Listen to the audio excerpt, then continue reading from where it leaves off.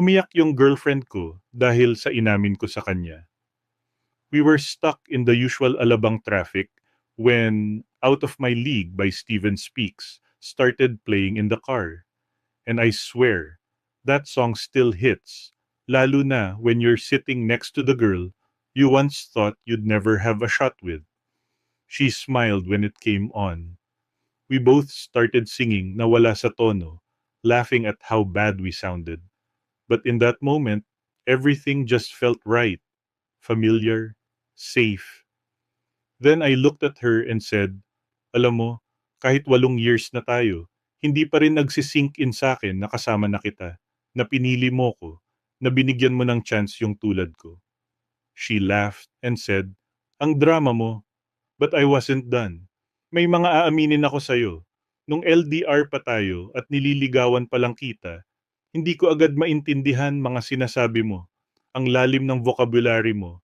Ang dami mong English words na never ko pa narinig. Kaya habang nagchat-chat tayo, may nakaabang akong Google tab. Kunwari gets ko agad. Pero yung totoo, ayoko lang mapahiya sa'yo. Tumawa siya ulit and I kept going. Hindi naman talaga ako mahilig mag-aral dati. Napakamabarkada ko, alam mo naman yun.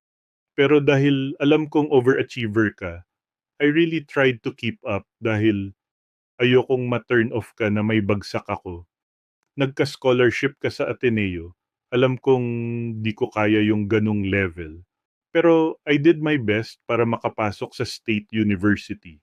Hindi ako mahilig magbasa dati, pero I read summaries of the books you used to rant about.